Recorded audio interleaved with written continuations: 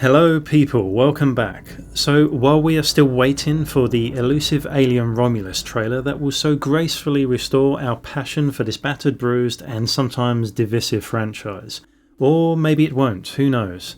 There are a few topics I'd love to discuss in the meantime if that's okay. Among all the warranted skepticism most of us feel about Romulus actually delivering the goods and satisfying long-standing Alien fans, we have recently become privy to, dare I say it, some convincing images of Big Chap. If not the big guy himself, then perhaps a close relation and a video of a facehugger looking a bit lost. I'll also talk about the android in the film named Andy, who of course is the non-biological brother of the lead character Rain. This relates to some interesting comments the director Fede Alvarez spoke on when he was describing how Romulus will innovate with new ideas and break the cycle of villainous synthetics. We've had our fair share of treacherous androids in much of the canon, not just the films, and I'm not even fully convinced that Bishop was completely innocent and without company objectives in mind either. Maybe he did plant that facehugger on board the Sulaco, or perhaps it's just best to ignore the events of Alien 3 for the sake of this video. But first, why don't we take a wee moment to look lovingly upon this little facehugger robot created by the legendary Weta Workshop, whose tagline on their website simply states, "We make cool stuff." And yes, I think we can all agree on that statement, as I don't believe there's ever been a more truthful declaration. But back to the critter in question, it looks fantastic as it soars so effortlessly across the cable protector without ever slowing down. Wouldn't this be a fine candidate for the next Mars rover? That would be a sight to see. However, just from this raw footage from somebody's phone, I'm assuming, it does boast a decent amount of realism and believability that bodes well for authenticity at least, and reinforces what Fede has been saying all along. He and some of the other actors have expressed not only the large number of practical effects used in Romulus, but also the attention to detail of the designs and their ability to be quite frightening on set. I would imagine most of the creature scenes do become enhanced by some form of CGI in post-production, but after witnessing the effectiveness of just this snippet of robotics, animatronics and the look of the design itself, I'm pretty certain that whatever complaints this film may receive, it won't be concerning the visuals. I admit I find it hard to believe currently that Romulus will impress me with its script and characters. Not until I see a bit more trailer footage at least, but there is a strong chance it could be very engaging with its violence, scares and general aesthetics on screen. After seeing this, it does make me wonder what they were able to create with the larger Xenomorph robot, and if we'll ever get a quick tease of how that works, that would be cool.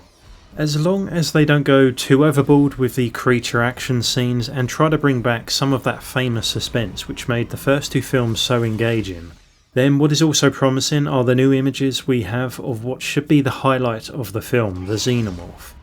I understand that there will be a strong source of drama within the relationship between the two lead characters, Rain and her synthetic brother Andy. But unlike Prometheus and Covenant, Romulus, to its credit, does seem a lot more geared towards reviving the notion of having the actual alien being the focus of the story rather than any human subplots, or exploring the evolution of synthetics such as David's character.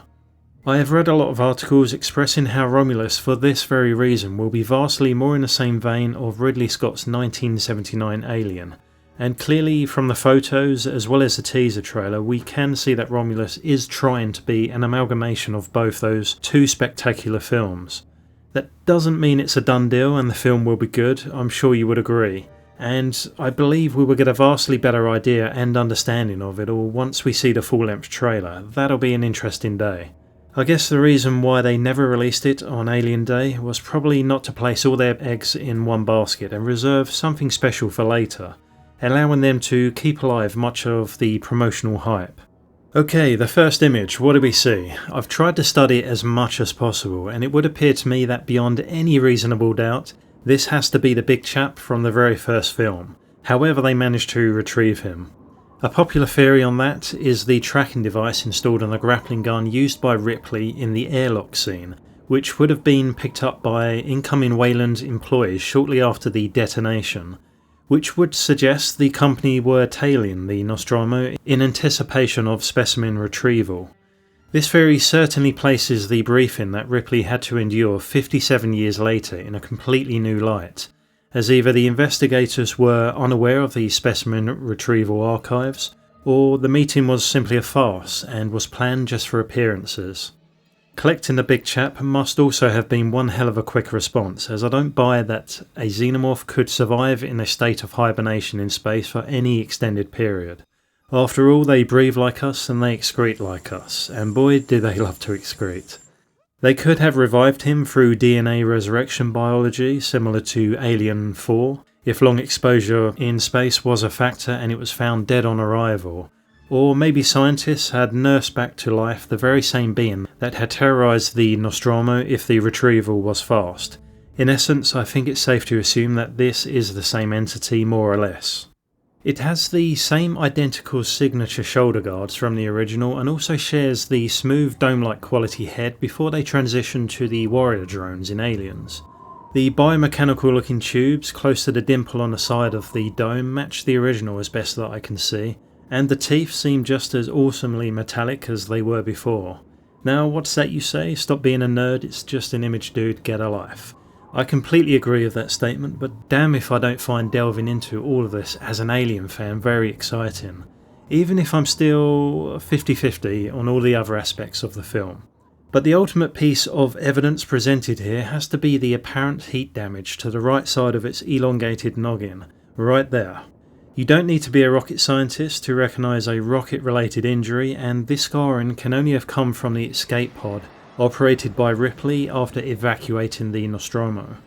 This evidence kind of puts a lid on the grown in a lab narrative, doesn't it? By all means, they no doubt have harvested DNA as well as reversed engineered it back into goo and then somehow brought about the facehuggers, which we see so plentiful in the trailer, as the leaks do suggest.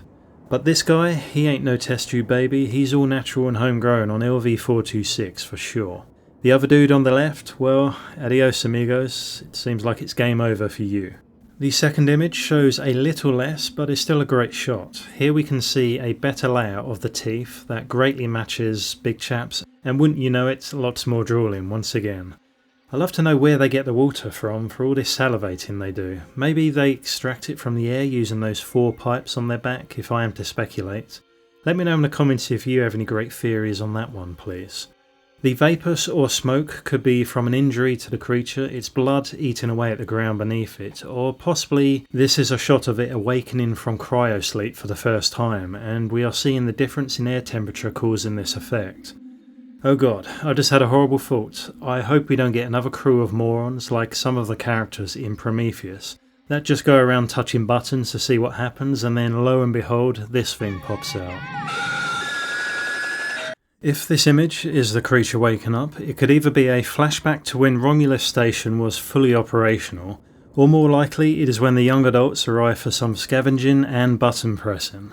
You have to admit, even if you're in my camp of being extremely skeptical about the potential of this film, the images do look fantastically visceral and frightening. However, great set designs and creature effects can quickly go down the toilet if the script and cast don't match the same level of quality as we know. So once again, fingers crossed, huh? I just want to share a recent quote from the director shedding a bit more light on the plot so you guys can get a better sense of it all. He says, "My first instinct, just to try something different that hasn't been seen before, was to approach it from the angle of characters who are not professionals or scientists. They're not even adults. I like this concept of putting people in the front seat of the story who are closer to what the audience is. Not that the audience is young, but more that the audience is completely virgin to the realities of space. When the characters are professionals, they know more than you do. When they're still in their 20s, they don't know how to operate the effing airlock."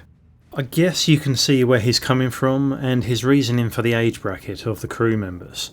I know it has put a lot of people off, well that and Disney's reputation for losing money with box office bombs, because Hollywood for the most part seems to be creatively bankrupt these days when it comes to original ideas, and therefore resorting to the regurgitation of the same formulas over and over again. Sigh. But if there is only one fully grown alien in Romulus, then maybe one big positive from having a young and inexperienced crew is that they also may not know how to operate an effing pulse rifle either. Otherwise, well, it could be over before it begins, as we know those things go through xenomorphs like a knife through butter. I'll add to this one other revelation from Fede Alvarez regarding the meaning behind the title of the film. It may be old news by now, but it essentially boils down to the crew of scavengers from this industrialised planet being children of the folks that built the facility in the first place. Whether this means direct descendants or a sort of metaphor for the generation that came after and inherited their technology, I don't know. But just as a very basic clarification for the name of the film and how it relates to Roman mythology, it makes more sense than anything else I've been able to come up with. Isabella Merced, who has a major role in the film and whom I found to be quite a good actress in the past, if I'm honest. She was pretty convincing in the Sicario sequel, at least, if you've seen it. She was asked in a recent interview what her highlights from filming Romulus were, and she replied, "Definitely seeing the Xeno for the first time.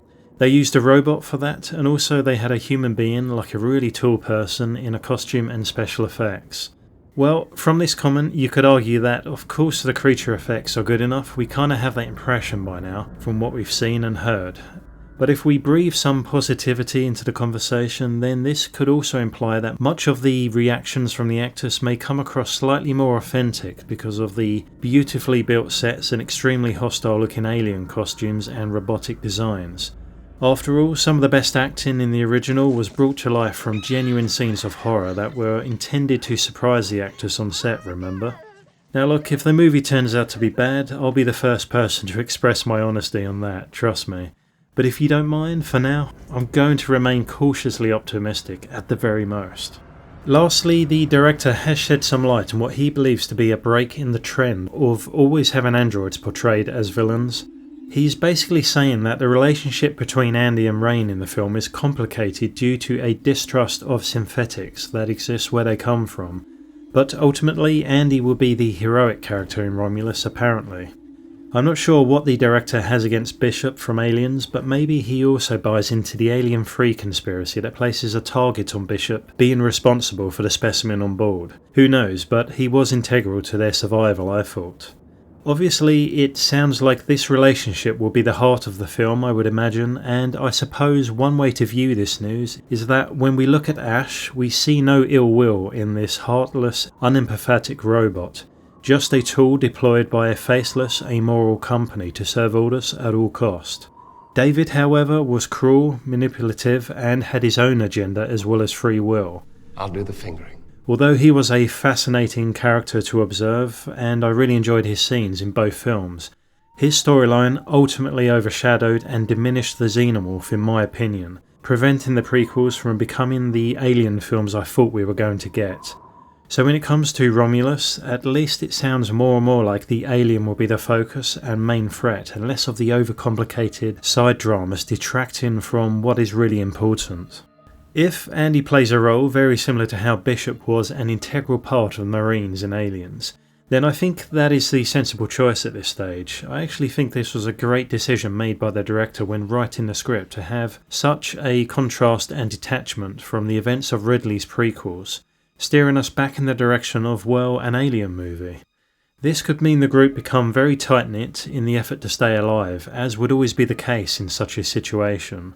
I find it a big turn-off and a little cringy when we see egos flare and inevitable squabbles within a group trying to survive like we saw in Alien Resurrection, as that always detracts from the potency of the real threat in the film, because people fearing for their lives honestly would not act egotistical in my opinion. Just look at the crew of the Nostromo and how the Marines behaved when they started to sense their doom as the perfect example. But then again, it could all still fall into the cliched blandness and predictability of what many of us are worried this film could turn out to be. But I suppose in space, nobody can hear you break wind, right? Hopefully soon I'll have a nice juicy full-length trailer breakdown for you guys, as I just cannot wait to see more of this film, analyse it, and have a better sense of what Fede Alvarez has created for us. But luckily we do have the Aliens Expanded 4-hour documentary coming sometime in June next month. I'll leave a link where you can purchase a copy of the in-depth documentary in the description below. I'm sure we can all agree, unless you were born yesterday, this is a must-watch and is going to be very enjoyable indeed. So that's everything for now folks, take care of yourselves and I'll see you later.